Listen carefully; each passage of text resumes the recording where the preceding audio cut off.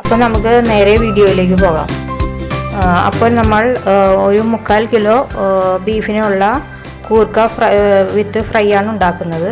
അപ്പോൾ അതിന് ഞാനിവിടെ ബീഫ് ഇവിടെ കഴുകി വാരി വെച്ചിട്ടുണ്ട്. ഇനി നമുക്കതിന് എന്തെല്ലാമാണ് വേറെ ഇൻഗ്രീഡിയൻസ് നോക്കാം.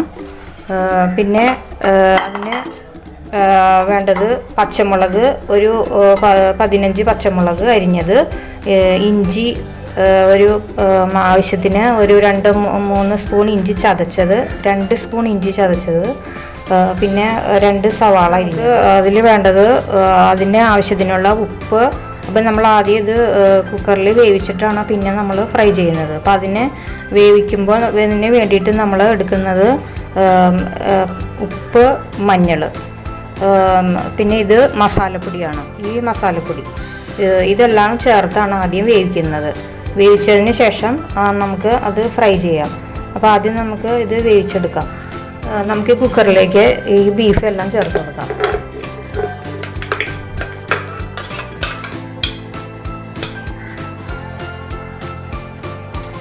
പിന്നെ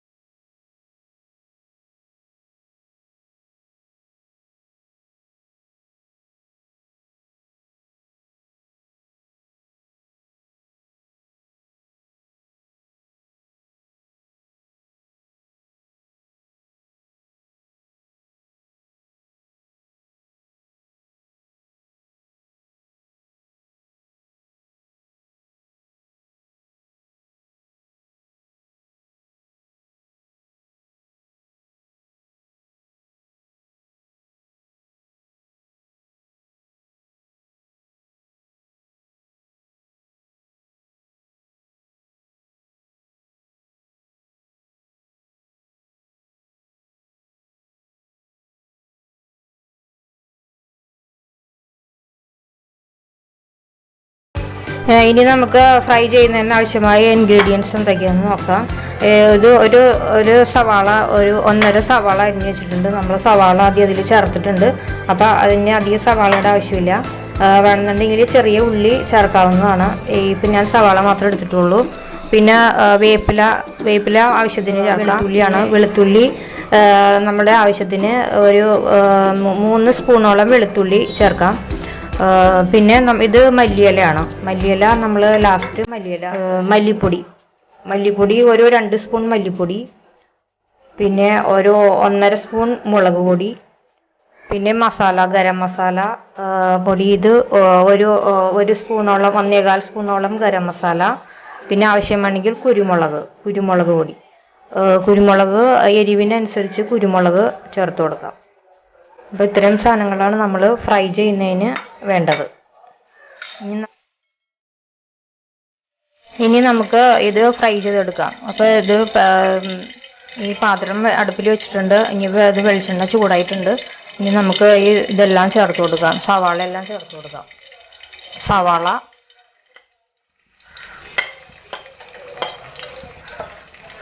വെളുത്തുള്ളി, വേപ്പില ഇതെല്ലാം ചേർത്ത് ഫ്രൈ ചെയ്യാം. ഇപ്പോൾ നമ്മുടെ സവാള എല്ലാം മുരിഞ്ഞ് വന്നിട്ടുണ്ട്. വെളുത്തുള്ളി സവാളയൊക്കെ നന്നായിട്ട് മുരിഞ്ഞ് വന്നിട്ടുണ്ട്, പാകമായിട്ടുണ്ട്. നമുക്കിനി തീ കുറച്ചിട്ട് ഈ പൊടികളെല്ലാം ചേർത്ത് കൊടുക്കാം. ഈ മല്ലിപ്പൊടി 2 സ്പൂൺ മല്ലിപ്പൊടി, 1.5 ടീസ്പൂൺ മുളക് പൊടി ഇതാദ്യം ചേർക്കാം. എന്നിട്ട് ചെറിയ തീയിലിടണം, അല്ലെങ്കിൽ ഇത് കരിഞ്ഞു പോകും. ഓഫ് ചെയ്താലും കുഴപ്പമില്ല. അതിനുശേഷം ഈ മസാലപ്പൊടി ചേർത്ത് കൊടുക്കാം. പകുതി കുരുമുളക് പൊടിയും ചേർത്ത് കൊടുക്കാം. കുരുമുളക് എരിവ് നോക്കിയതിന് ശേഷം ആവശ്യത്തിന് കൂടുതൽ ചേർത്താൽ മതി.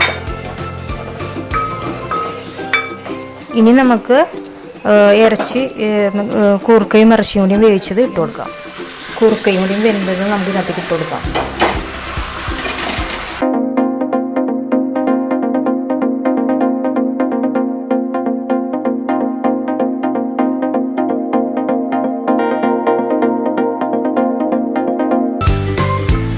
അങ്ങനെ നമ്മുടെ ബീഫ് ഫ്രൈ വിത്ത് കൂർക്ക ഇവിടെ റെഡിയായി വരുന്നുണ്ട്.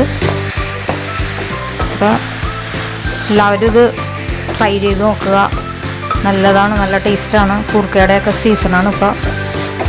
കൂർക്ക കിട്ടാൻ ഇപ്പോൾ അവൈലബിൾ ആണ്. ഈ വീഡിയോ നിങ്ങൾക്ക് ഇഷ്ടമായെങ്കിൽ ലൈക്ക് ചെയ്യുക, ഷെയർ ചെയ്യുക, കമൻറ്റ്. അടുത്തൊരു വീഡിയോയിൽ നമുക്ക് വീണ്ടും കാണാം.